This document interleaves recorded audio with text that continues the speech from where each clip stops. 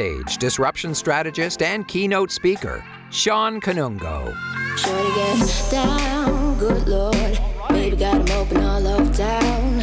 Strictly bitch, don't play out loud. Cover much ground, got gave by the pound. Hello, Edmonton. Hello to the rest of Canada, everybody watching on the live stream. I'm incredibly proud to be here as an Edmontonian. Thank you. I have the honor of working across the globe, helping organizations with innovation, and people ask me all the time, Shawn, where are you from? And I proudly tell them that I'm from Edmonton, and they're like, where is that? And then, of course, what I do is I usually show them a map of where it is, just in the middle there. And then the next, and I don't know how many people saw this video about the SingularityU Canada Summit. I was in the snow. It kind of started like this. Hey, I'm Shawn. This is my city. It's cold. How many people saw that? Okay, a couple people. And this whole analogy of the future is cold is supposed to really talk about the fact that, Edmonton and Canada is also the future of innovation. And Epcor, God bless Epcor, they posted this as an Instagram ad. And of course, this is the internet. So a whole bunch of people were commenting on the hashtag. And one guy was like, the future is cold? Have you heard of global warming?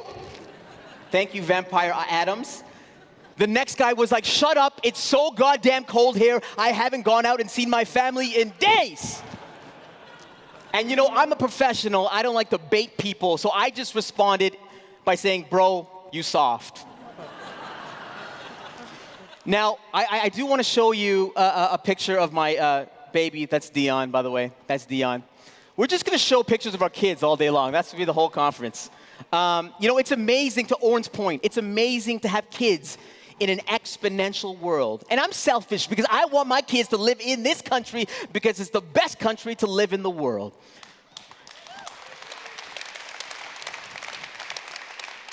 But I think in order for us to do this, we need to fundamentally reimagine how we think about innovation.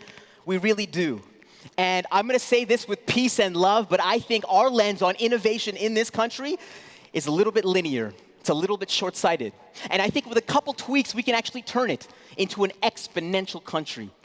A couple of months ago, I met with two prominent firms in this province, and they were all trying to tackle this one question, which was, how do we build an innovation ecosystem here in this country? Before I went for coffee with one of the firms, and before they started to ask me questions about how to build an innovation ecosystem, I said, guys, I just want to know, what did these leaders say about building an innovation ecosystem? And the reason why I asked is I sort of knew that some of the things that they might say would be linear. And here's what they said. They said a couple things that we need to do is we need to fix our talent crisis, and we need to fix our economy. I agree. But some of the conversations that we've been having around this has been linear, and I just want to provide a bit of an exponential lens to these things. So let's just talk about our talent crisis. And the talent crisis that we have right now is this idea of, are we preparing our Canadian talent for the future? And every time I think about talent, of course, I think about my kids, and I think about my baby Dion. And he's 7 days old, and I was holding him, and he smelled so good. He had that 7-day baby smell. And I was looking at him, and I was thinking the same question that Oren asked, which was, how much potential do you have? And I was looking at him, and I was like, man, you could do anything. You could be a blockchain developer. You could be a data scientist. You could go to Mars. Or you could be an Uber driver. I mean, whatever you want to do, man. Whatever you want to do. Life is plentiful. But I know that it might seem logical to map out all the jobs of the future and then map our education system to those jobs. But I think that's a linear way of thinking things. I know this because if we look at the last 10 years, these jobs didn't exist 10 years ago. A crypto miner, a drone pilot, an esports athlete, these jobs didn't even exist 10 years ago. And so there's actually another job that has actually fundamentally changed media and culture and entertainment. In fact, anybody in this room could have this job. It's called an Instagram model. It pays thousands of dollars. You can still do this. I tried this myself. It didn't really work. But I think this conversation about jobs and skills should really be about ecosystems. You know, traditionally in business, we're taught in order to grow, we either need to add more people or we buy another firm with more people. But today, we can actually add exponential value to what we are doing simply by leveraging our global ecosystem. And I think that what we need to do is start empowering the individual to use their global ecosystem. You know, in my opinion, the future of organizations is actually small and unlocking the power of ecosystems. It's not about having startup scale companies, but you can still have a big company with a very small team unlocking this global ecosystem. And so what is this global ecosystem? Well, it's things like leveraging automation and partnerships and the API economy and the crowd and freelancers and social. You know, one day, because of all these things, we already have countless people that are building one-person million-dollar businesses, and one day we will have a one-person billion-dollar business. That will most likely be a woman, most likely. I'm looking at Manjeet Minhas, she's agreeing with me as well. This will happen because of our ecosystem. Now, going back to the firm, one of the things that they also said was this idea of the economy, and that we need to fix our economy. And usually the conversation around fixing our economy is about government. And to be honest with you, the power has shifted. Orrin talked a little bit about this. You know, back in the day, we used to rely on nations to help us grow. Then we relied on large organizations to create new markets and new industries. Well, today, because of the convergence of all these different technologies, because everything is at our fingertips, the individual is now the most powerful entity in the world. David has become Goliath, and you're seeing new Davids pop up in every industry. You have guys like Michael Katchkin from Wealthsimple that are challenging what financial services means, trying to make it efficient and understandable for the average user. You're having people like Superwoman, Lily Singh, with a video camera in her Markham bedroom in less than 8 years, challenging what media and entertainment companies look like. She has more power and influence than a 100-man media company. You could also work for a company and be a new David. My favorite example is my main man, Corey Berg, with his vision and execution and his passion for innovation. He's turning a traditional oil and gas company on the path to become an exponential organization. By experimenting with blockchain and artificial intelligence, you can still work for a company and be a new David. And this is my belief that, you know, we make a big deal about the G20 coming together every year. But I think all the people that we have here today, the 1,000 people that we have here today, and the 1,000 people that we have on the live stream, we have more potential to change the world than the G20. I do believe that. The individual has the power. Now, I went back to the firm, and we were finishing up our meeting, and they said, Shawn, is there anything else you want to share about how do we build an innovation ecosystem? And I said, yes, there's one last thing. See, here in Canada, we are obsessed with fixing everything, fixing our talent crisis, fixing our economy. To me, fixing is infinite. We can do it all day long, but we actually won't get to the innovation piece. I think what we need to focus on is this thing called contagious innovation. This idea that by creating contagious innovation, we can actually fix our talent crisis, we can actually fix our economy. You're like, whoa, what is this thing? It's this idea that by creating awe-inspiring things, you can actually influence and change your environment faster than any government could ever do. Contagious innovation can not only help an organization grow, but it can create new markets and new entrepreneurs. This is not about creating something huge. This is not about creating a billion-dollar company. This is not even creating the best product in the world.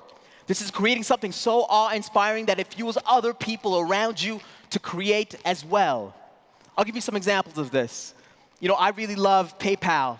You know, they started this business model. The whole business model was that a user would send their bank information and their email address to this company that had nothing to do with the bank. At the time, it sounded completely crazy. But they had the audacity to do that. And what they did was they inspired the people within the organization to think that we can also create our awe-inspiring innovations as well. And that created the PayPal mafia, which created the next wave of innovations. And that's why you have companies like LinkedIn and Square and U2 and Palantir coming out of PayPal. You know, this idea of contagious innovation doesn't just have to be tech or business. You can also just be an athlete or an entertainer. My favorite example of contagious innovation using an athlete is my main man, Vince Carter. You know, Vince Carter wasn't the best NBA player on the planet. He wasn't the grittiest player. He never won a championship. But he was so awe-inspiring, especially his slam dunk competition the year 2000. I think he froze the world over for a couple months. It was so awe-inspiring that the reason why there are so many Canadian basketball players in the NBA can be linked back to Vince Carter. He was so awe-inspiring that he actually created that ecosystem. You know, another company that I'm incredibly proud of and jealous of at the same time is Shopify. And particularly what they have done to Ottawa. I wish we had this thing in Edmonton. You know, they just posted $1 billion in annual revenues. I was furious. No, I actually wasn't. But what Shopify has done, they've been a catalyst of turning this sleepy government town into a tech hub.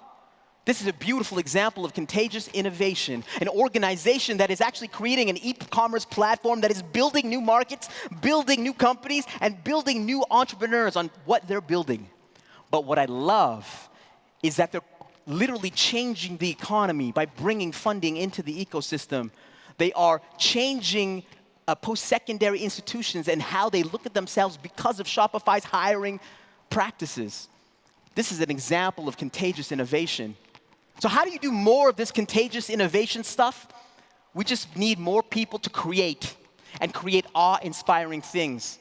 One of my teams is working on this artificial intelligence tool. This is my contribution. Artificial intelligence tool that will replace language evaluators. We're incubating this product within the Bank of Canada right now, and we're launching it in a couple months. And to me, it's exciting because it's a product that can hit 1 billion people. And hopefully we can do that. But you know, here at Singularity, we talk a lot about exponentials.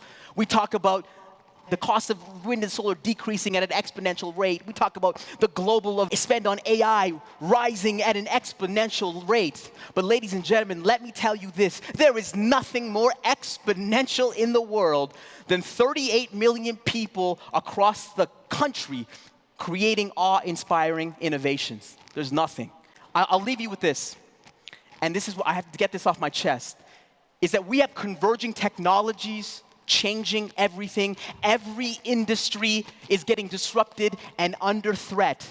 And if you're one of these people complaining about the cold, you soft. You're not going to make it.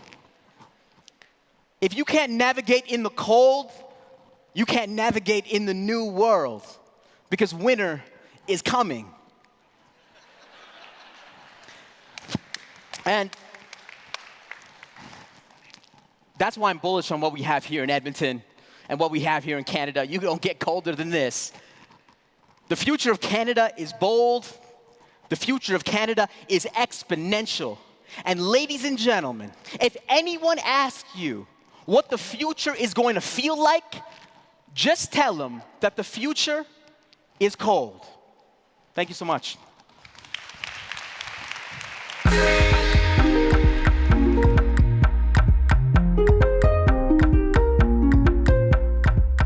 Please welcome back to the